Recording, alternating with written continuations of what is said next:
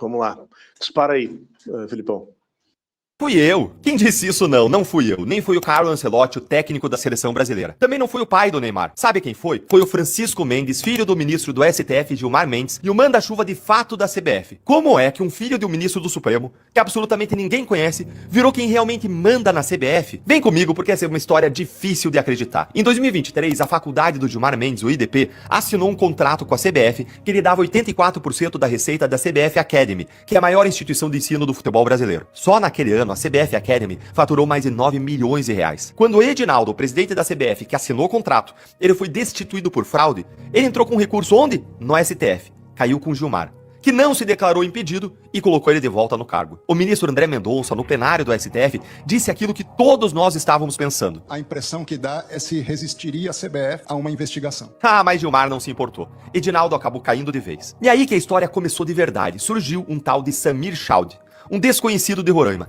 32 dos 40 maiores clubes votaram contra ele. Só que não importou. A revista Cruzoé apurou que Chaude, aluno de IDP, foi sabatinado por Gilmar e se especula que a escolha foi por ser o mais disposto a atuar como um preposto da família Mendes. E o filho do Gilmar, o Francisco Mendes, ele é sócio do IDP junto com o pai. Ele foi eleito vice-presidente da Federação do Mato Grosso. E, hoje, não há um departamento da CBF sem alguém do IDP. Diretor executivo, financeiro, jurídico, todos vêm da faculdade do Gilmar. De acordo com o Globo, além de o filho do Gilmar ser o manda-chuva real da CBF, ele se movimenta para ser o próximo presidente da confederação. Enquanto o Brasil joga a Copa do Mundo de 2026, quem lidera a delegação dos Estados Unidos não é o presidente da CBF, mas seria Francisco Mendes. A questão não é Gilmar Mendes, podia ser qualquer outro ministro. O absurdo é esse nível de interferência. Ministro escolhendo presidente, diretores da confederação, filho de ministro como CEO de fato do futebol brasileiro, sem cargo, sem mandato, sem voto. Isso é coisa, gente, de país bananeiro, que não se leva a sério. O que fica parecendo é que no jogo político e até do futebol do Brasil, a bola tem dono. Pouca gente sabe disso. Muita gente vai assistir a seleção jogar e não imagina o que tá acontecendo nos bastidores. A nossa arma é o botão de compartilhar. Manda esse vídeo para um amigo que não conhece essa história. Entendeu? Não precisa dizer mais, não. Mas deixa eu fazer uma figura aqui. Talvez agora o brasileiro fique indignado, tá?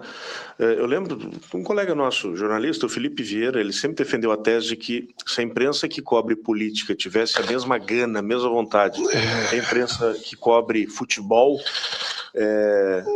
metade dos problemas, a gente teria um país diferente, tá? Porque a imprensa que cobre política em Brasília se acostuma muito rápido com aquela coisa dos tapetes, né, grossos do poder, o ar-condicionado dos palácios, aquela relação. E tinha um outro, eu já contei essa história aqui também, um diretor da Bandeirantes. O cara era péssimo do ponto de vista de gestão, e no microfone era pior ainda, mas ele um dia falou uma coisa inteligente, é o seguinte: por mim eu girava a equipe de Brasília a cada 6 meses. Porque depois de 6 meses todo mundo vira amigo. Isso aí. Ou seja, aí aquela pergunta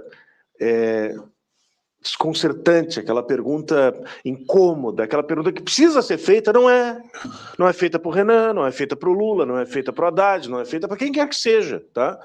Então, e se fosse uma postura, a imprensa esportiva, talvez até às vezes exagere, mas quantos técnicos não são derrubados, treinadores, porque a imprensa bate, fuça, cavoca, descobre que o cara, ele não tinha o vestiário, o elenco estava rachado e não sei mais o que e tal, as coisas que são típicas do futebol. Não foi para concentração. Sei lá eu. Ou descobre que um atleta não está performando porque o cara tá com rolo e não sei mais o que. Ela investiga, ela vai atrás, ela faz a pergunta que incomoda e tal. A imprensa política de Brasília não faz isso. Agora que a gente está vendo que o Supremo Tribunal Federal se imiscuiu, tá dentro da CBF, talvez essa indignação do brasileiro brote. Não, na CBF não, Gilmar Mendes. Talvez as coisas mudem no Brasil, porque o brasileiro é movido a pontapé às vezes, cara. Então tentar enxergar esse copo meio cheio. Mas é nojento, né? É nojento, né? É nojento, né? É nojento. Francisco Mendes, que eu nem sabia que existia. É a eminência parda, é a raposa felpuda, como diria o Políbio Braga. Cara, olha só, os cara politizam tudo, politizaram o STF, Politizar a CBF. Eles criminalizaram, é diferente. É pior. É pior, né? Já passaram da questão política. Da política. Eles criminalizaram. Isso é formação de quadrilha.